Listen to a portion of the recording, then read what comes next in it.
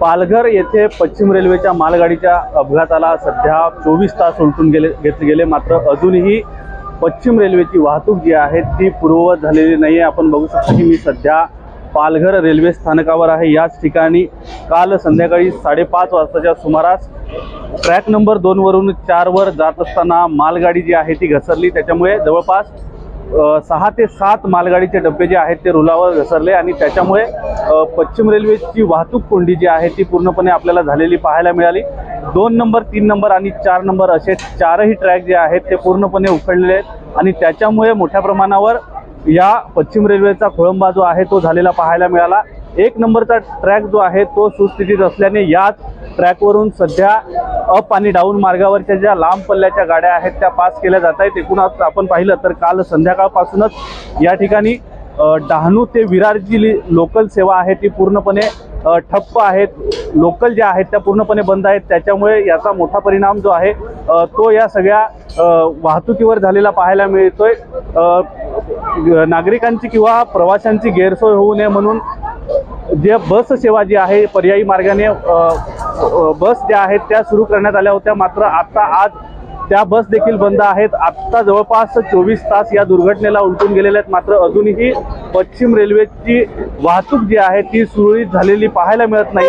मोठ्या प्रमाणावर प्रवासी असतील किंवा चाकरमानी असतील ते सध्या पालघरमधील रेल्वे स्थानकांवर अडकून पडलेले आहेत। एकूणच आपण पाहिलं तर ज्या लोकल आहेत त्या पूर्णपणे ठप्प आहेत आणि त्याच्यामुळे प्रवाशांना दिलासा देण्यासाठी पश्चिम रेल्वेने अप आणि डाऊन मार्गावरच्या दोन्हीकडच्या ज्या लांब पल्ल्याच्या गाड्या आहेत, ज्या गुजरातकडे जाणाऱ्या असतील किंवा मग मुंबईकडे जाणाऱ्या असतील, या सर्वांना पालघर जिल्ह्यातील सर्व रेल्वे स्थानकांवर थांबे दिलेले आहेत आणि त्यामुळे काही प्रमाणात का होईना पण जे प्रवासी आहेत, विद्यार्थी आहेत, त्यांना या सगळ्याचा दिलासा मिळतोय। सध्या ज्या डबे जे आहेत मालगाडीचे ते रुळावर पडले होते ते काढण्यात रेल्वे प्रशासनाला यश आलेले। संपूर्ण जे डबे आहेत ते सध्या बाजूला करण्यात आलेले आहेत, मात्र अजूनही जे रेल्वे रूळ उखाडलेले आहेत ते पूर्वपदावर आलेले नाही आहेत आणि त्याच्यामुळे कुठेतरी पश्चिम रेल्वेचा खोळंबा जो आहे तो अजूनही कायम पाहायला मिळतोय। मोठ्या प्रमाणावर पश्चिम रेल्वेच्या ज्या रेल्वे स्थानकांवर आपण पाहिलं तर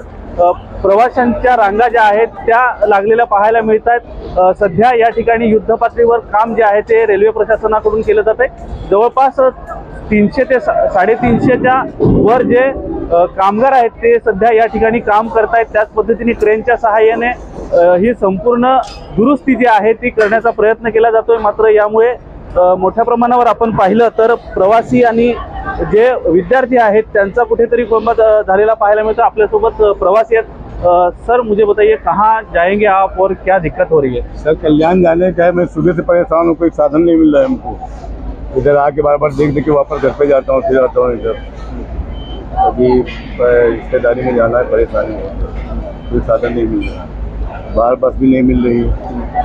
लेकिन गवर्नमेंट तो बोल रहा है कि बस छोड़े हमने तो नहीं मिलती। पूरे लगी इतनी पब्लिक रहती है उसमें जाने कोई साधन नहीं मिल पाता, खड़े रहो नंबर ही नहीं लगता उसमें। कुछ ट्रेनें आती है उसमें भी चांस है कुछ जाने का? नहीं, कुछ बैठने को नहीं मिलता हम लोगों को। वंदे भारत गई है उसमें भी नहीं कुछ महिलाओं करते। नक्कीच एकूणच पाहिलं तर रेल्वे प्रशासन सांगते की आम्ही संपूर्ण पर्यायी व्यवस्था जी आहे ती प्रवाशांची केलेली आहे, मात्र कुठेतरी प्रवाशांना या सगळ्याचा नाहक त्रास सहन करावा लागतो।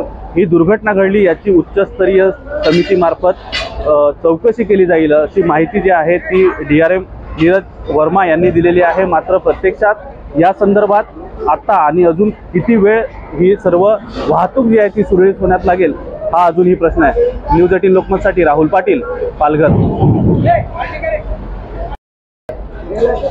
पालघर येथे पश्चिम रेल्वेच्या मालगाडीच्या अपघाताला सध्या 24 तास उलटून घेतले गेले, मात्र अजूनही पश्चिम रेल्वेची वाहतूक जी आहे ती पूर्ववत झालेली नाही आहे। आपण बघू शकता की मी